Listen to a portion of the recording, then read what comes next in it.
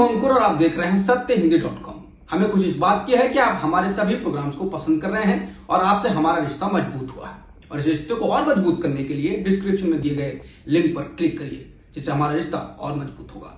आइए अब एक नजर डाल लेते हैं अब तक की सुर्खियों पर। जम्मू कश्मीर के बारामूला जिले के सोपोर में बड़ा आतंकी हमला हुआ है, जिसमें सीआरपीएफ के 3 जवान शहीद हो गए हैं और इसके अलावा 2 सुरक्षाकर्मी घायल भी हुए।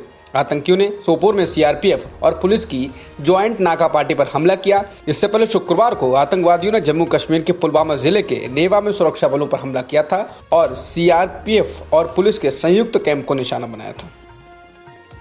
भारत में कोरोना संक्रमित लोगों की संख्या 14,792 हो गई है, जबकि मरने वालों का आंकड़ा 488 हो गया है। इसके अलावा 2014 लोगों का सफलतापूर्वक इलाज भी किया जा चुका है। दिल्ली में कोरोना वायरस के संक्रमण के कुल मामले 1767 हो गए हैं। इसमें से 1593 एक्टिव केस हैं, जबकि 72 लोग अभी तक ठीक होकर अपने घर लौट चुके हैं, जबकि अभी तक 42 लोगों की मौत हो चुकी है। इसके अलावा जहांगीरपुरी इलाके में एक ही परिवार के 26 सदस्यों के कोरोना वायरस से संक्रमित होने की पुष्टि हुई है।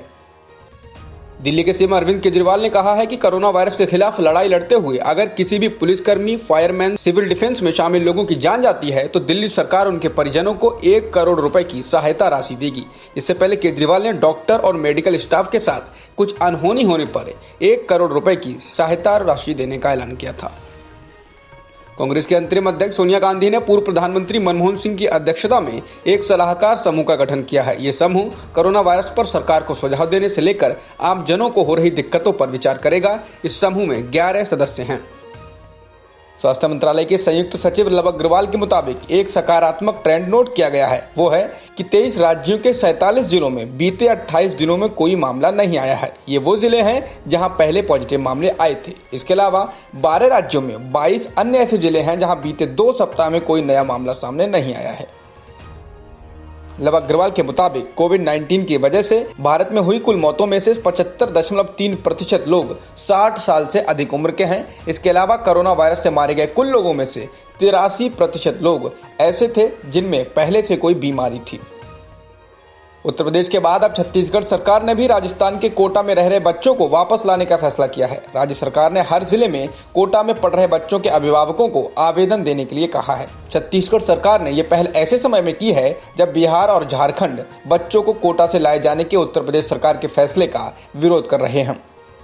कोटा से बच्चों को लाए जाने की पहल पर बिहार सरकार के मंत्री अशोक चौधरी ने कहा है कि योगी आदित्यनाथ ने बसें भेजकर लॉकडाउन का मजाक बना दिया है। उन्होंने कहा कि अगर हम कोटा के बच्चों को लाते हैं तो फिर हर जगह से लाने होंगे, और अगर छात्रों को लाते हैं तो मजदूरों को क्यों नहीं। उन्होंने कहा ये भेदभावपूर्ण कदम उठाया गया है और अगर ऐसा ही हर राज्य बुलाने लगे तो फिर लॉकडाउन का क्या फायदा, इसको हटा दीजिए। भारतीय नौसेना के 21 नाविकों में कोरोना संक्रमण के लक्षण पाए गए हैं। ये सारे लोग एएनएस आंग्रे के आवासीय परिसर में थे। इन लोगों के संपर्क में आए तमाम लोगों का पता लगाया जा रहा है ताकि उनकी जांच की जा सके। दुनिया भर में कोरोना वायरस से संक्रमित लोगों की संख्या 22,75,000 से ज्यादा हो गई है, जबकि इस वायरस से मरने वालों की संख्या 1,56,000 से ज्यादा हो गई है। इसके अलावा 5,85,000 से ज्यादा लोगों का सफलतापूर्वक इलाज भी किया जा चुका है। अमेरिका में सबसे ज्यादा कोरोना संक्रमित मरीजों की संख्या है। यहाँ अब तक कुल मरीजों की संख्या 7,10,000 से ज्यादा हो गई है, जबकि मरने वालों का आंकड़ा 37,000 से ज्यादा है। संक्रमित मरीजों के लिहाज से स्पेन दूसरे पायदान पर है। यहाँ 1,90,000 से ज्यादा लोग संक्रमित हैं, जबकि इस महामारी से स्पेन में 20,000 से ज्यादा लोगों की मौत हो चुकी है। मौत के लिहाज से इटली दूसरे पायदान पर है। इटली में अब तक बीमारी से 22,745 लोगों की मौत हो चुकी है, जबकि 1,72,000 से ज्यादा लोग संक्रमित हैं। जेएनयू के छात्र शर्जील इमाम के ऊपर दिल्ली पुलिस ने राजद्रोह और जामिया में दंगा भड़काने वाले भाषण के लिए चार्जशीट दाखिल किया है।